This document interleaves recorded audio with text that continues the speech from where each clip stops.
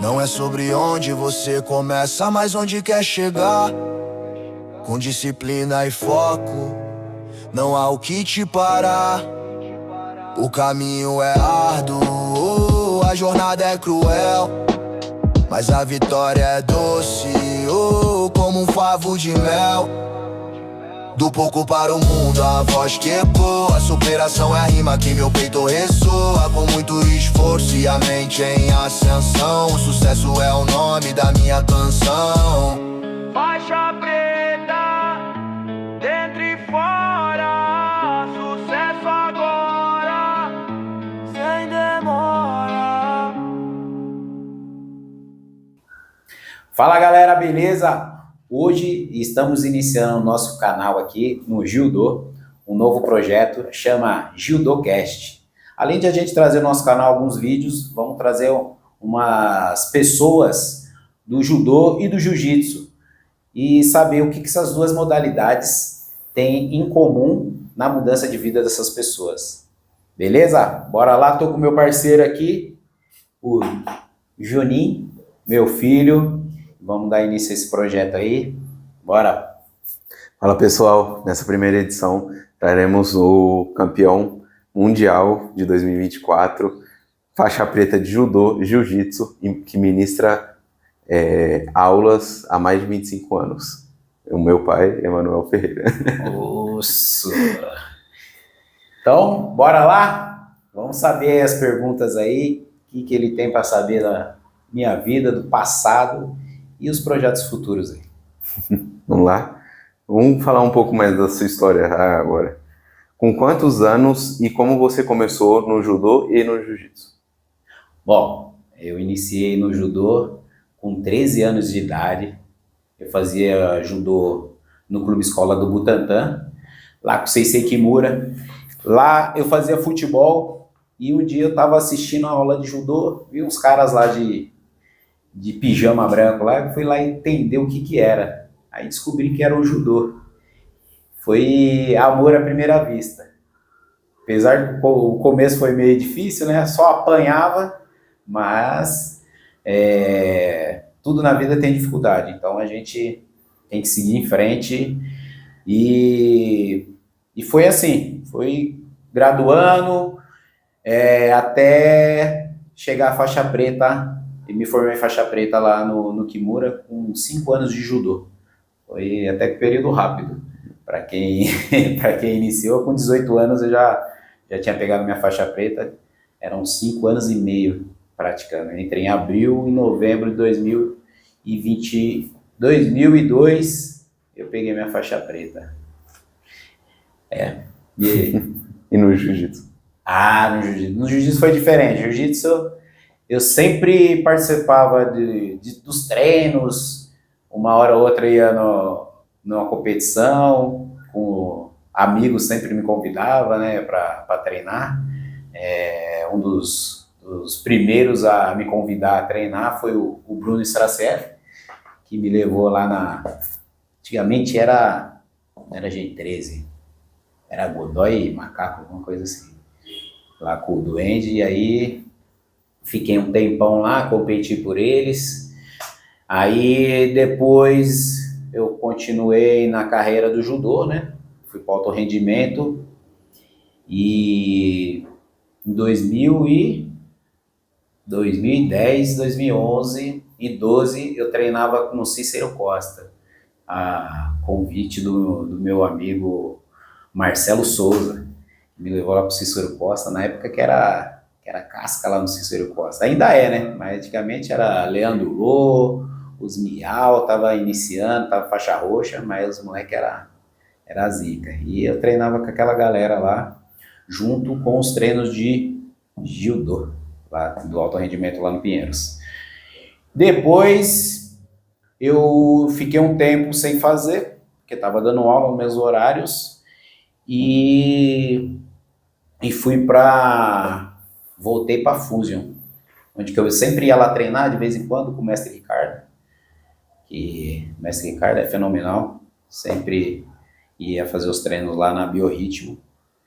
E depois que eu terminei o alto rendimento, que eu dei continuidade aos treinos de jiu-jitsu e tô até hoje, dou aula na Fusa Jiu-Jitsu e é isso aí.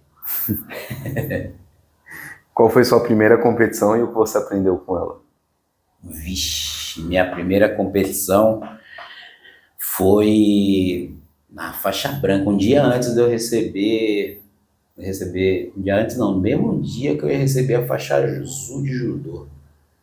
É igual os festivais que tem hoje, né? Era numa escola, aí primeira luta eu peguei um moleque lá, faixa verde, alguma coisa assim, já levei uma surra, e a segunda também perdi rapidinho, e que eu aprendi que não tem conto de fada. A gente precisa treinar e praticar para depois conseguir almejar o que a gente pensa, né? O que a gente quer. E para ter ideia, fui conquistar minha primeira medalha de ouro quando eu era faixa laranja, depois de 1 ano e meio, 2 anos de judô. Não, 2 anos e meio de judô. Fui conquistar minha faixa laranja. Minha primeira medalha, quer dizer. Primeira medalha. De ouro. Qual foi sua maior dificuldade no judô? Maior dificuldade? Na verdade, não é nem dificuldade, né? Hoje em dia o pessoal coloca muito com dificuldade. A maior dificuldade no judô é a gente não ter grana para conseguir seguir no meio competitivo, né? Antigamente era bem difícil dinheiro. E muitas vezes saía de casa e ia até o Clube Escola do Butantã a pé. Naquela época eu não colocava como dificuldade, colocava como parte do treinamento, né? Hoje em dia a galera coloca como dificuldade. Não tinha dinheiro para condução, colocava a mochilinha nas costas, ia a pé e torcia para ter algum amigo ou sensei vir para perto de casa para dar uma carona. Mas muitas vezes eu voltava andando. E hoje em dia a gente coloca isso que faz parte do processo. Essas dificuldades, essa batalha que a gente trilhou até hoje. Quem foi a pessoa mais importante na sua formação? Eu acho que a pessoa mais importante... Teve várias pessoas, né? Meu primeiro Sensei Kimura, que sempre incentivava, apoiava, até mesmo nas broncas. Ele sempre estava ali. No Pinheiro, Sensei João, Sensei Mauro, Mestre Ricardo, que é mais... tem nem palavra para falar dele, porque ele, além de incentivar muito até hoje, sempre me apoiou, desde o primeiro momento que me viu lá na Mil, sempre abriu as portas para mim. Auxiliava, não tinha kimono de jiu-jitsu às vezes, ele ia lá, arrumava o kimoninho, kimoninho até surradinho, mas a gente aceitava de maior coração, tanto para mim quanto para você, ele sempre apoiou a gente. Então eu sei, o mestre Ricardo é fundamental também na minha formação, até na sua, né? Mas o mais importante de todos foi o meu primeiro patrão. Quem? O vô. Meu pai foi o primeiro patrão. Graças a ele, eu consegui seguir bastante tempo no judô, porque eu trabalhava com ele trabalhava de pintor, ia lá às vezes com 13 anos, 12 anos, ia lá limpar a obra lá, recebia um dinheirinho, já ia comprar um kimono, já ia pagar uma inscrição, já pagava a condução, quando tinha serviço, né? Eu sempre pegava o dinheiro e ia investir no judô, né? Todo trocadinho que eu recebia com ele. era dedicado ao judô. Então, o cara mais importante para mim, eu acho que foi meu pai. Ele me ensinou também que nunca é tarde para conquistar ou buscar alguma coisa. Você tem ideia, ele foi tirar a habilitação com 70 anos, depois de aposentar, e se formou no ensino médio também, no mesmo ano, com 70 anos, até os 71, 72 anos, ele jogava futebol de campo, saía na guerra lá com a molecada, os caras mais novos, ele tava lá, jogando futebol. Então, cara importante aí, exemplo de dedicação ao esporte. E com 80 anos ele começou a treinar judô comigo. Isso aí. Teve algum momento que você pensou em desistir? A gente sempre pensa em desistir quando tem dificuldades, né? O mais difícil foi em 2004, quando eu trabalhava no mercado, né? Fiquei um ano trabalhando no mercado. Na época tinha minha mãe. E aí ela teve um problema no coração, ela já tinha, né? E aí ela estava internada. E nessa hora que eu fui visitar ela no hospital, era no dia de finados de 2004, fui visitar ela no hospital e falei para ela que ia parar com o judô para ir trabalhar, continuar trabalhando para conquistar minhas coisas, né? Que ela tinha perguntado, e aí, como tá o judô? Falei, vou parar, vou só trabalhar agora. E graças a ela, como a gente só obedece a mãe, né? O pai a gente não obedece. Graças a ela que ela falou, não pode desistir do judô não. Você tem que continuar. E graças a ela, continuei, dediquei até hoje a esse processo aí. Estamos aqui até hoje. Que estamos em terceiro, né? Que é eu, ela e o papai, sempre juntos. Em que momento você decidiu se tornar um atleta de alto rendimento? Eu nunca pensei em ser atleta de alto rendimento, né? Que eu sempre trabalhei. Eu sempre tive que trabalhar para e se dedicar no judô. Então, eu não pensei em ser atleta de alto rendimento. O alto rendimento acabou vindo para mim graças a você. Foi o ano que sua mãe ficou grávida e foi em 2006. A gente estava treinando bastante, treinando forte até, ela treinava bastante. E aí ela ficou grávida, era quando eu falei, putz, e agora? O que eu vou fazer? Não tinha o que fazer, só tinha uma motinho da época que eu trabalhava no mercado. E aí eu fui convidado, graças ao amigo o Guilherme Ramos, que era do Paulistano, era meu adversário, e me convidou para ir para o Paulistano, né? Conversou com o Sensei Douglas lá e me convidou para ir para o Paulistano, e o Douglas aceitou. Aí nessa época eu comecei a trabalhar de motoboy e ia para o Paulistano à noite. Só que no Paulistano era 2 vezes na semana. 2 vezes na semana não daria para ser alto rendimento. E aí, os outros dias da semana, eu ia buscar treino no Pinheiros, ia no Projeto Futuro. Foi nesses treinos aí que eu fui convidado pelo Sensei Mauro para fazer parte do Clube Pinheiros. E aí foi quando mudou de vez a minha vida, né?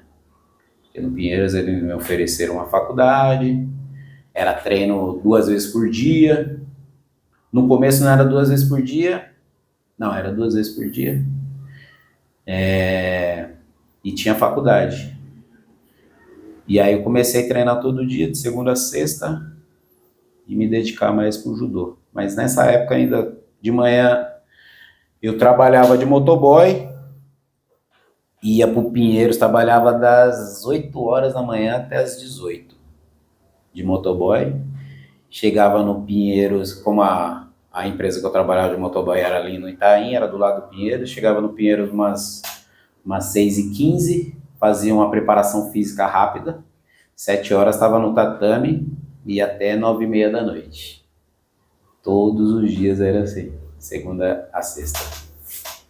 Aí depois comecei a dar umas aulinhas, né? Não, comecei a faculdade. Aí, em 2008 comecei a faculdade, entrei no Pinheiros em 2007, 2008 comecei a faculdade. Era faculdade de manhã, trabalhava de motoboy à tarde, ia treinar, fazer o mesmo esquema de treino, das 18, preparação, 19, judô. Depois, em 2010, setembro de 2010, eu parei de trabalhar de motoboy, fiquei só dando aula de judô, umas aulinhas nas escolinhas, peguei. Treinava de manhã, dava aula à tarde e treinava à noite. Ainda tinha o Taboão da Serra que eu dava aula ainda à tarde. Aí treinava de manhã, dava aula à tarde e fazia o randori à noite. E é aí que eu entrei para o rendimento, fui até de 2007 até 2015 no Pinheiros. Qual foi a sua luta mais difícil? Vixe, luta mais difícil? Todas as lutas foram difíceis. Na minha época só tinha cara duro. Só do Pinheiros tinha 8 caras fortes, assim, né? Quando eu comecei. Depois ficou mais era o Panini, o Dix e o Vac. Aí, todas as lutas com esses caras era difícil. O Panini até hoje é difícil. Panini, filha da mãe. Deixa aí. Ó, vou te esperando aqui, cara. Panini é bom que logo eu chamo ele. Mas a luta é difícil. É até você. Acho que a luta mais difícil é até você não achar o caminho para você conquistar a sua vitória. Eu acho que essa é a luta mais difícil. Você tem que buscar, mesmo você perdendo ou ganhando, você tem que buscar um caminho para a vitória, certo? A derrota faz a gente aprender, né? Aprender os nossos erros, e a vitória a gente tem que, mesmo assim, se corrigir para não ficar, como se diz, grandão, achar que é o melhor de todos. Então, a gente tem que sempre ter humildade e buscar a vitória do jeito da melhor maneira. Certo? Que derrota te ensinou mais que uma vitória? A derrota.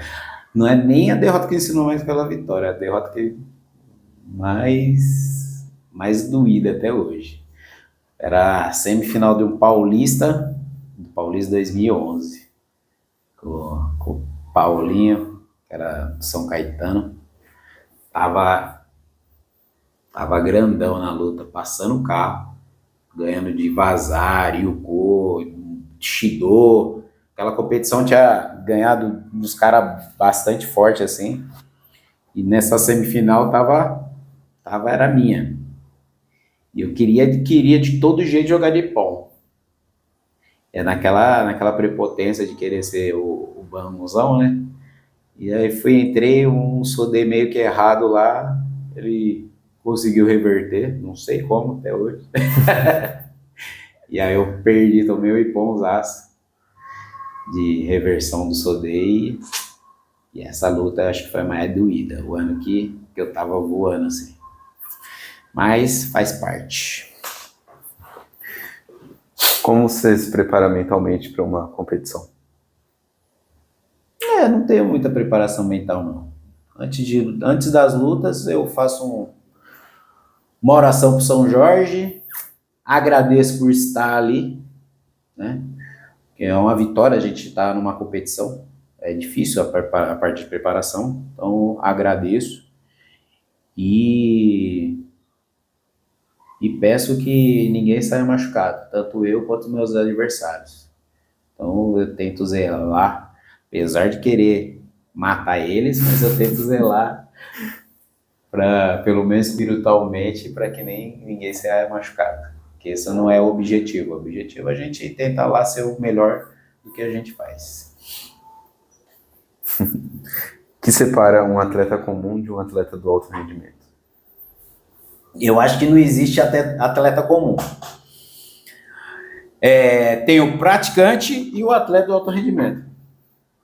Praticante pratica o judô, né? Geralmente é aquele cara que faz 1, 2, 3 vezes na semana, no máximo. E atleta é aquele cara que está ali todo dia treinando 2 vezes ou 3 vezes por dia. Eu acho que é isso que se separa. Então, às vezes tem um cara que é praticante, que luta bem com o cara do alto rendimento. Muitas vezes eu lutei muito bem com os caras do Pinheiros, antes de ser do Pinheiros, treinando 1, 2 vezes na semana. Na época que eu trabalhava no mercado, eu treinava 1 vez a cada 15 dias, quando caía na folga. E mesmo assim, nesse ano, eu lutei muito bem, ganhei de alguns caras do Pinheiros. E lutei muito bem com os caras que eram do Pinheiros e da seleção. Então, eu acho que a diferença está aí. O cara que é praticante e o cara que treina todo dia. Mas quem vai decidir na hora da vitória ou da derrota é quem tem um coração mais forte. Quem quer buscar mais ainda. Então, eu acho que é isso. Qual medalha ou conquista foi mais importante na sua carreira? Medalha serve pra gente decorar, né? Medalha vai servir pra ficar guardado, enferrujando. Essas daí que eu coloquei pra expor, mas... Mas eu acho que em competição, a mais que tem mais significado, eu acho que é essa do Troféu Brasil, de 2012. Foi uma competição que eu não ia participar, né? Tava um ano muito bem, e aí numa semana da convocação decidiram levar a galera da base, que era o Júnior e Sub-23 naquela época. E aí alguns caras do Sênior, que eu fui o premiado, que não iria participar. Aí aconteceu um imprevisto, né? Uma tragédia ou não, com o Panini, né? Que ele estourou o apêndice dele. Eu já tava putaço, não queria nem ver ninguém da comissão técnica, porque, tava bem pra caramba naquela época. E aí ele me liga às 5 horas da manhã falando, se prepara aí, tá no peso, que você vai lutar o troféu. Eu falei, como assim, cara? Não, eu tô no hospital, vou operar apendicite. Eu falei, tá doido? Mas mesmo assim os caras não vão me chamar. Daí chegou a noite, Sensei Mauro chegou, tá no peso?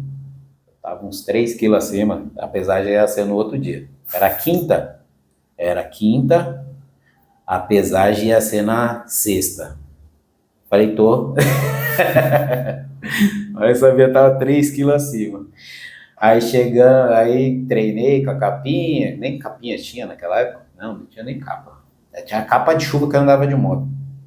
Aí coloquei a capa de chuva, treinei esse dia de capa de chuva, no outro dia tava com 2 quilos, aí fiz uma sauna lá no hotel, e a gente já foi pra pesagem, deu tudo certo.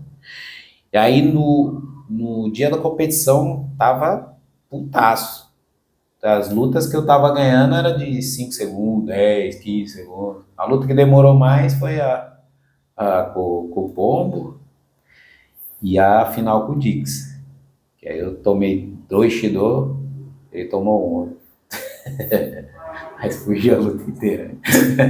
Né? Mas aí esse vice-campeonato do Troféu Brasil, eu acho que foi em competição, foi a melhor que eu tive, porque uma competição que eu já nem ia participar, então eu fui lá e representei muito bem, mostrei que estava lá para fazer frente a qualquer um. E maior conquista que eu já tive em termos de carreira como professor é ter no tatame, quando eu tinha nossa academia, no mesmo tatame, meu pai e meu filho treinando. Dando aula para o meu pai e dando aula para você ao mesmo tempo. Essa na minha, como carreira de professor, foi a maior conquista que eu já tive. Um episódio engraçado de competição, assim. Vixe, aquele lá que eu falei. Pô, eu tava lutando. Antigamente era metropolitano ou paulistano. Tava lá na Portuguesa, ginásio da Portuguesa. E lá é lotado de pombo. E o premiado sempre tem um, né? Eu acho que é sempre eu. A pomba tinha mira laser, desgraminheta. Deu uma cagada, velho. No meio da luta, o único que acertou foi quem? Fui eu. Aí manchou tudo kimono de merda de pombo. E aí eu tive que sair para trocar de kimono. Acho que foi a mais inusitada. O melhor e o pior ginásio que você já competiu? Vixe. Melhor de todos foi agora no Mundial de Paris. Nossa, ali não tinha como. E foi a melhor estrutura de judô que eu já tive, que eu já lutei nesses 28 anos de judô. Foi a melhor estrutura que já teve. Agora o pior, tem vários. Tanto da Portuguesa. Jogos regionais é os piores ginásios. Mas o pior de todos, campeão, foi agora o último dos Jogos Abertos do Interior, lá em Ribeirão Preto. Não estava chovendo do lado de fora, estava chovendo dentro do ginásio. E tinha o dono lá, o que estava representando lá, que era responsável pelo local, estava implicando que por a entrada do local que tinham que os atletas entrarem. Agora, a estrutura que ele ofereceu para a galera de terceiro mundo, né? Acho que nem na Índia tinha um ginásio daqui, né? Acho que nem na Índia. Porque banheiro precário, banheiro teve que ser isolado o banheiro lá, porque não estava aguentando. Ginásio precário, vazando tudo, chovendo mais fora do que dentro, cheio de merda de pomba. E o tatame imundo. O cara nem para limpar o tatame antes de oferecer para os atletas. Eu achei uma vergonha. Vergonha é quem faz um evento oferecer uma estrutura para quem é as estrelas. Todos os atletas que participam do judô é a estrela do judô ou do jiu-jitsu, né? Então, a estrutura que muitas... Eu acho mais no judô. O judô tem a estrutura horrível. No jiu-jitsu, qualquer competiçãozinha aí de interior, aí, a estrutura já é bem... É de outro nível. O judô tá pecando nessa parte. Não é questionamento do judô, é para abrir os olhos para os dirigentes aí, melhorar a qualidade para a gente que é a estrela do evento, certo? É isso aí. Uma luta que você gostaria de fazer novamente? A luta que eu gostaria, que eu acho que eu vou fazer de novo, é com você.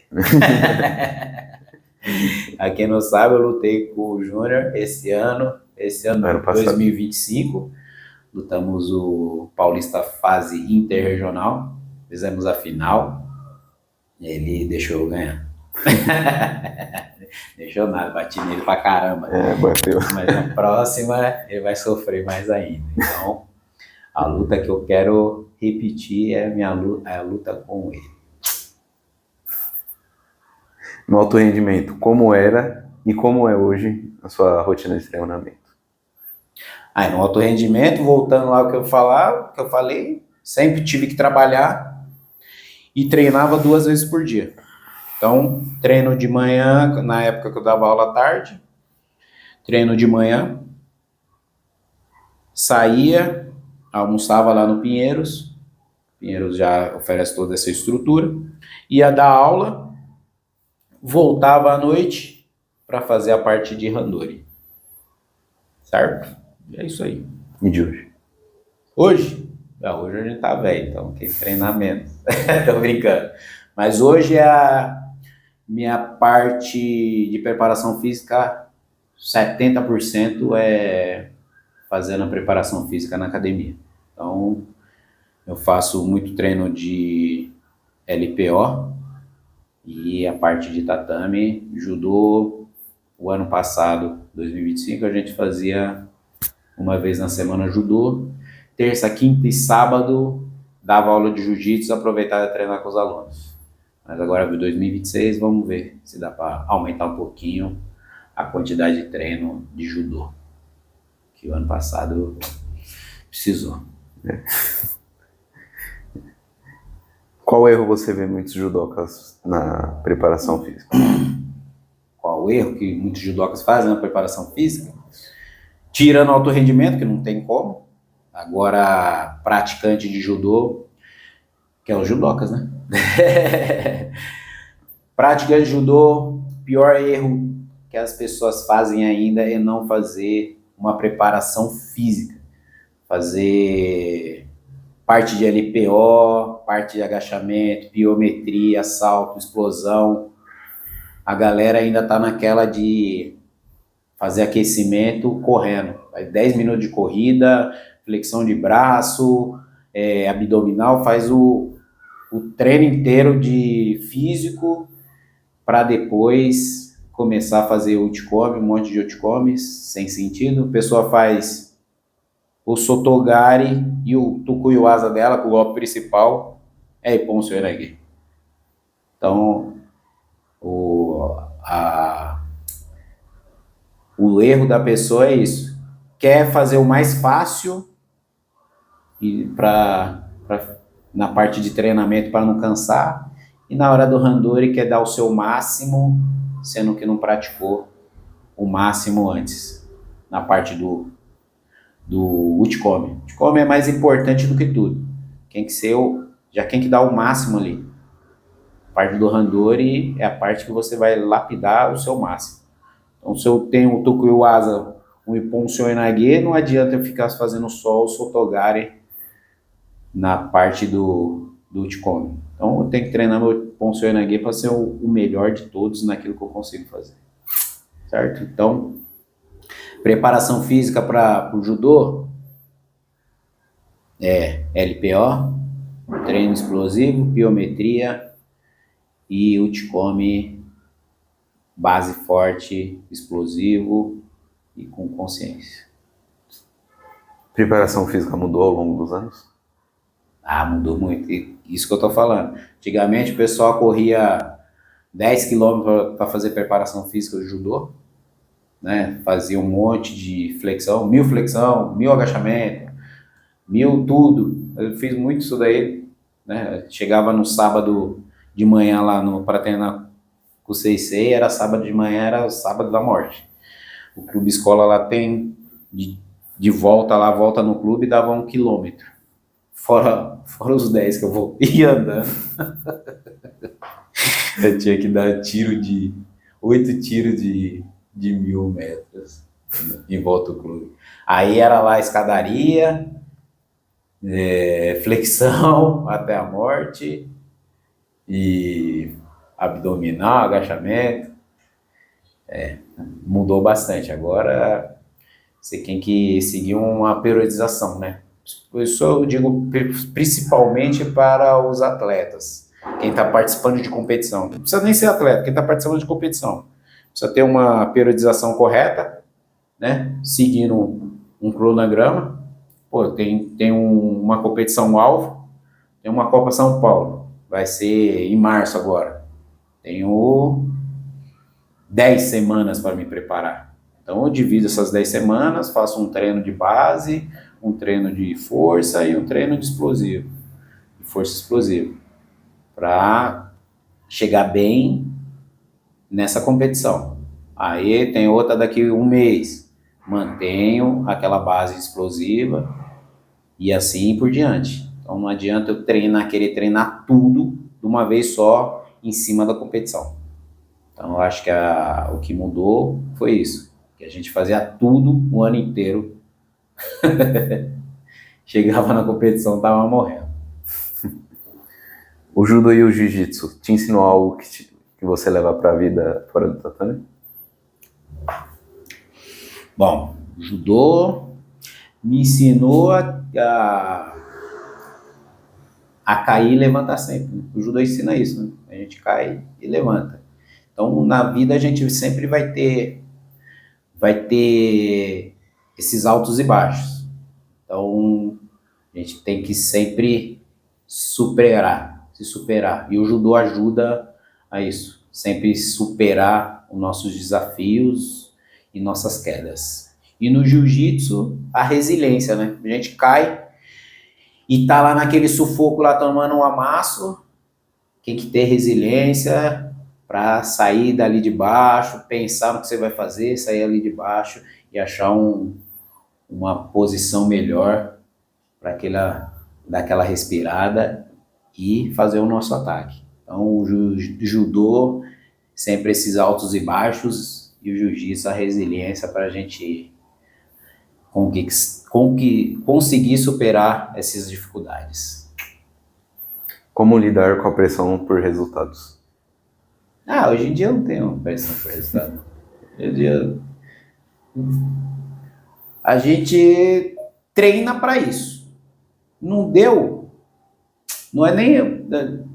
Antigamente, voltando naquele paulista que eu perdi, eu estava mais preocupado em não perder do que ganhar. Então, eu acho que a pressão vem antes, na nossa cabeça. A gente fica mais preocupado em não perder do que querer lá ganhar. Então, eu acho que ninguém não tem pressão. Se você se preparou, você se dedicou, deu o seu 100%, tem que ir lá e mostrar o seu 100%. Não adianta o 100% do Júnior, que vai ser diferente do meu 100%. O 100% do campeão olímpico, do Ted René, é outro 100%. Então, cada um tem que tentar fazer o seu 100%. Então, a pressão não deve existir. Você tem que ir lá e tentar fazer o seu melhor. O que fazer quando a motivação cai? Eu acho que não deve ter motivação. Motivação, você não tem que ter motivação. Você tem que ter disciplina. É diferente de motivação. O cara fica motivado ali, dá uma semana, 2 semanas, já começa a amolecer. Principalmente agora, começo do ano, hoje é dia 2 de janeiro. Tem um monte de gente motivada aí para treinar, para fazer isso, correr, cara, perder peso, que eu ganhei no Réveillon. E daqui um mês vai todo mundo parar, porque já é carnaval, e vai voltar a festejar. Então, tem que ter disciplina. Essa disciplina que vai te levar para outro nível. Então, cada dia é uma briga diferente, porque cada dia você está cansado, você não quer ir treinar, que acabou a motivação, então você tem que ter disciplina. Então, tem que buscar todo dia essa disciplina e seguir em frente para tentar ser o seu melhor, sua melhor versão todos os dias. Qual conselho você daria para quem treina, mas não compete mais? É difícil para quem... Geralmente, quem treina e não compete mais é os caras que quando tá o atleta lá, olímpico, lá lutando ou competindo, e o cara perde, ou o cara tirou um bronze, fala, nossa, mas ganhou só um bronze. Nossa, mas perdeu na primeira luta. Mal ele sabe o que o cara abdicou da vida dele para chegar até lá. Então, essas pessoas que só treinam e não competem, acho que não deveria nem nem opinar em nada. Acho que ela tem que ir competir para se pôr no lugar dessas pessoas. Então, meu conselho para quem só treina, tem que competir, mesmo que for fazer um kata, mesmo que for fazer um campeonato amistoso, vai lá, se põe à prova. É importante a gente ver o que a gente é capaz. Só assim que a gente vai evoluir. Se pôr à prova sempre. O que muda no judô veterano? O que muda no judô veterano? Vixe, os velhos fazem uma força da bexiga. Eu acho que muda no judô veterano o espírito de todo mundo ali tá por uma causa, né, pelo judô. Tem a rivalidade, todo mundo, um quer ganhar do outro, mas é diferente, o clima é diferente, é amigável. Você vai no Mundial Veteranos, um cara de outro país que nem te conhece, vai lá te cumprimentar, vai te elogiar por você ter ganhado uma luta, você ganhou dele, ele vai lá te elogiar, vai te cumprimentar. Teve um cara na Mongólia que me deu água, chocolate, tinha me visto no Mundial de 2024 lá em Las Vegas, acho que ele estava em outra categoria, que eu não lembro dele. E aí ele lutou na minha categoria, o cara foi lá me dar água, chocolate, me convidou para ir para a Mongólia, para ir lá ficar um tempo com ele. Então eu acho que o judô veterano, a diferença é isso, é mais esse acolhimento de amizade entre os atletas. Tem uns que é forgado, mas forgado depois a gente tá massa eles. Dá pra se manter competitivo sendo veterano? Dá. É só treinar. Dá pra se manter competitivo até os 90 anos. Tem velho lá do M10. M10 80 anos. 70 anos. Então os velhos lá lutando ainda. Aí tem um cara que chega com 30 anos, tô velho, não vou lutar. Então, eu acho que é a força de vontade de cada um. O que é mais importante? Força, técnica ou inteligência de luta?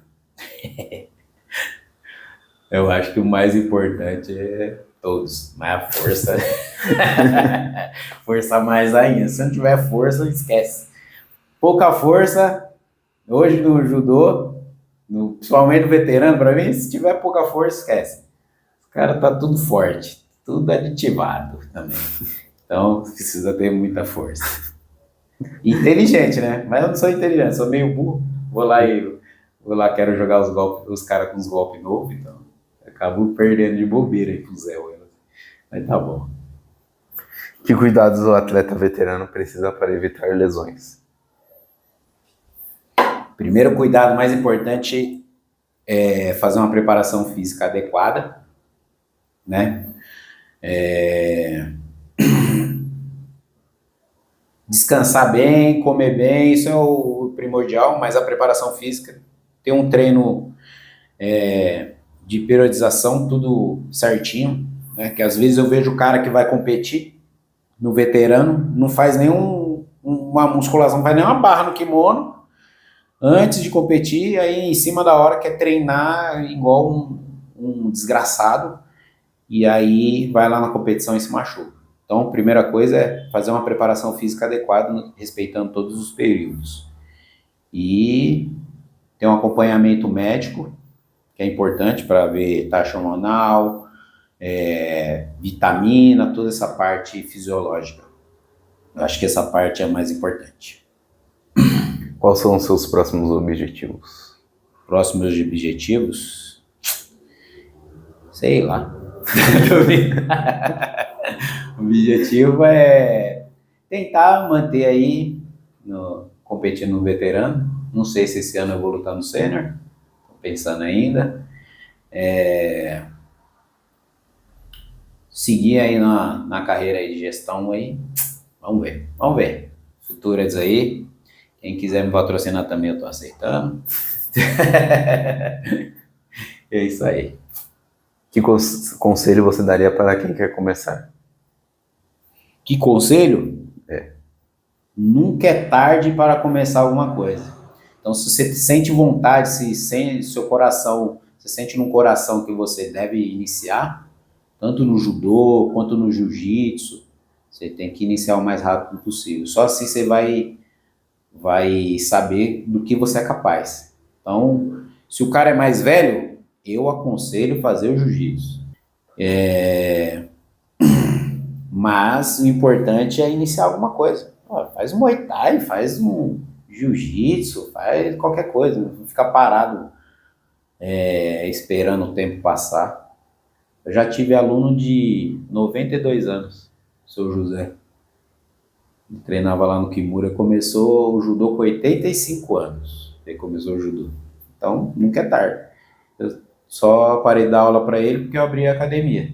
Mas ele pegou a faixa roxa que estava com 83. Com 83. 83 ou 93? 93 anos. 93 anos pegando a faixa roxa. Foi levar o neto para treinar. O neto bunda mole parou, ele continuou. Então nunca é tarde. Sempre iniciar. Isso aí. Judô e jiu-jitsu é para todos? Judô e jiu-jitsu é para todos. Só você ter a vontade que você consegue. Agora a última pergunta, hein? O que o judô e o jiu-jitsu representam na sua vida? Judô e o jiu-jitsu representam na minha vida tudo. Principalmente minha família. Meus amigos nas duas modalidades, 90% deles são do judô e do jiu-jitsu. Então, amigo de infância, nem sei se eu tenho ainda. Meus amigos de infância, ou foi preso, ou tá morto. Mas eu fui um dos sobreviventes lá da vila, lá onde que a gente andava. Então, por isso que o judô e o jiu-jitsu salva várias pessoas. Eu fui um deles porque eu poderia ter seguido um caminho que meus vizinhos, amigos de rua seguiram e não deram muito certo. Mas hoje em dia, graças a Deus e minha mãe que cobrou, dava puxão de orelha para não ficar na rua, não ficar fazendo coisa errada. E eu segui no caminho do judô. E hoje em dia, eu sou muito grato a ele, ao judô e ao jiu-jitsu, por estar aqui, por ter essa família maravilhosa. Certo? E então, pais, coloque seus filhos no judô, no jiu-jitsu e treine junto com eles, que é o mais importante. Aí você vai entender quando o professor dá uma bronca, quando o professor está pegando no pé do seu filho, não é pelo mal dele, é porque ele quer a evolução. E você vai tomar uma bronca também. Se reclamar é pior, vai apanhar no treino. Então, para de colocar seus filhos nas modalidades e não acompanhar, principalmente os que é uns anjos, que não deixa a gente dar aula. Beleza? É isso aí. Mais alguma coisa? Não, só. Pessoal, primeiro episódio, então, a entrevista do Júnior com o pai.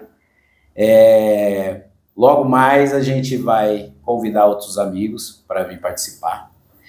O intuito desse bate-papo, desse podcast, é trazer amigos que o judô fizeram a diferença ou o jiu-jitsu fez uma diferença na vida deles. Então, pode ser atleta, empresário, ex-atleta, mas caras que pelo menos foi faixa preta de judô. Então, eles vão saber falar o que representa o judô na vida deles. Ou jiu-jitsu. Ou jiu-jitsu. O jiu-jitsu também é muito importante. Beleza? Então, é isso aí. Bora pra próxima. Fique com Deus todo mundo. E ó, se inscreva no canal, deixe seu like e... Nossa. Fui! Yo. Whoa.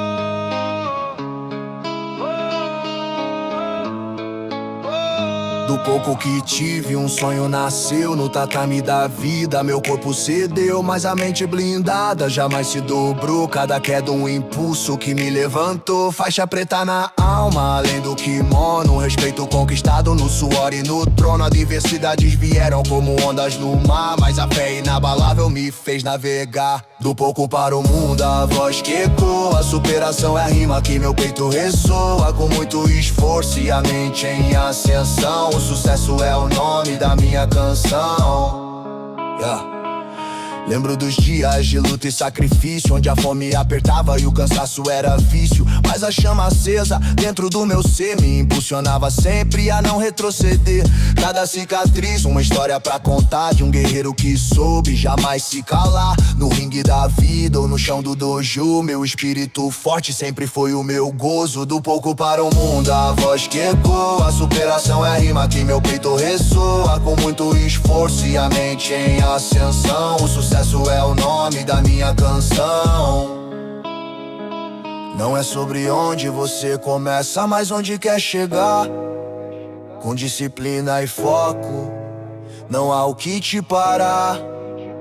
O caminho é árduo, a jornada é cruel, mas a vitória é doce, como um favo de mel. Do pouco para o mundo, a voz que ecoa. A superação é a rima que meu peito ressoa. Com muito esforço e a mente em ascensão, o sucesso é o nome da minha canção.